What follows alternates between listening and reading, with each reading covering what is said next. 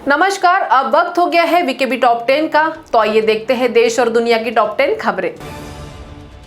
अमेरिकी अंतरिक्ष agency NASA ने चेताया है कि 250 मीटर का विशाल एस्टेरॉयड 22,000 किलोमीटर प्रति घंटे की रफ्तार से धरती की कक्षा की ओर आ रहा है।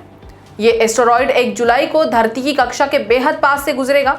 नासा इस एस्टेरॉयड पर वर्ष 2006 से अपनी पैनी नजर बनाए हुए है।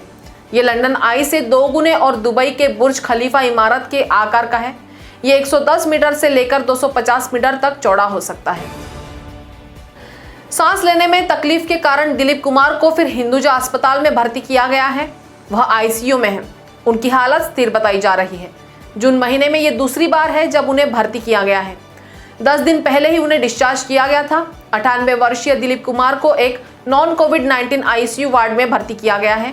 उनकी उम्र को देखते हुए परिवार ने एहतियात के तौर पर उन्हें अस्पताल में भर्ती करने का फैसला किया है।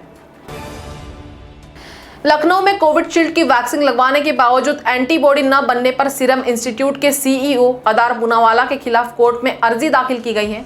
इस मामले में संबंधित थाने से रिपोर्ट लेकर कोर्ट 2 जुलाई को अगली सुनवाई करेगा। शख्स का आरोप है कि कोविडशील्ड की 1 डोज लेने के बाद उसके शरीर में एंटीबॉडी नहीं बनी बल्कि प्लेटलेट्स घट गई, जिससे संक्रमण का खतरा और बढ़ गया है। 8 अप्रैल को उसने कोविडशील्ड वैक्सीन की पहली डोज लगवाई थी। जम्मू कश्मीर में कथित धर्म परिवर्तन का मामला गरमाया हुआ है। इस बीच एक सिख महिला निकिता सैनी ने अपने ससुराल के खिलाफ शिकायत दर्ज कराई है। महिला का आरोप है कि उस पर ससुर से निकाह करने के लिए दबाव बनाया जा रहा था। मेरी सास, पति, ससुर और देवर ने मेरी काउंसलिंग की कि उनके पिता से शादी कर लूं। मेरी सास ने कहा कि वो अपने पति के साथ फिजिकल रिलेशन बनाने में सक्षम नहीं है क्योंकि वो कैंसर संक्रमित है। अभिनेता नसीरुद्दीन शाह को निमोनिया के चलते अस्पताल में भर्ती करवाया गया है। उनके फेफड़ों में पैच पाया गया है। 2 दिनों से अस्पताल में उनका इलाज जारी है। फिलहाल उनकी हालत स्थिर है। चिकित्सक उनकी सेहत पर नजर रखे हुए। खबर मिलते ही दुआओं का दौर जारी है। पत्नी रत्ना पाठक और बच्चे उनके साथ है।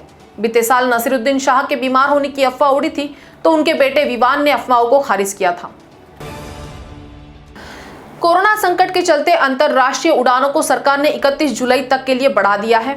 इस अवधि में कुछ निश्चित रूटों पर ही उड़ानों को मंजूरी रहेगी।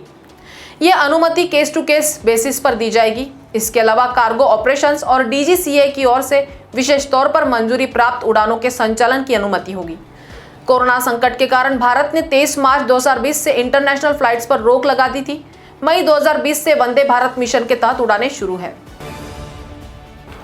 पटना में अब शौचालय की जानकारी गूगल के जरिए मिलेगी। पटना नगर निगम क्षेत्र में करीब 200 मॉड्यूलर टॉयलेट्स का रखरखाव सुलभ इंटरनेशनल द्वारा किया जा रहा है।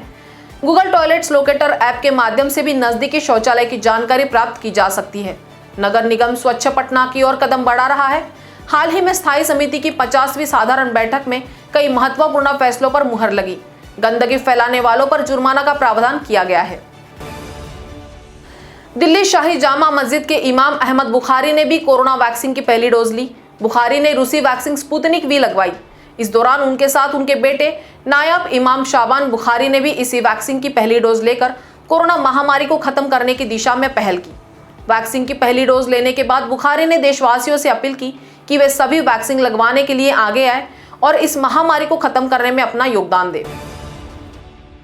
जम्मू एयरफोर्स स्टेशन में आतंकवादियों द्वारा ड्रोन हमला किए जाने के बाद देश की सीमाओं पर चौकसी बढ़ा दी गई है। बिहार में भी अलर्ट जारी किया गया है। इस बीच बिहार नेपाल सीमा पर तैनात एसएसबी ने 8 ड्रोन कैमरे बरामद किए हैं। ये चीन निर्मित है। बताया जा रहा है कि 3 तस्कर नेपाल के रास्ते भारत ला रहे थे। कार्रवाई में सभी 8 ड्रोन कैमरे पकड़े गए।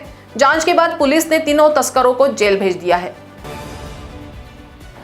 भारतीय कुश्ती महासंघ ने ओलंपिक के लिए क्वालिफाई कर चुके और विश्व चैंपियनशिप में पदक जीतने वाले पहलवानों रवि दाहिया और दीपक पूनिया के साथ तेजी से उभरती हुई पहलवान अंशु मलिक को अर्जुन पुरस्कार के लिए नामित किया है।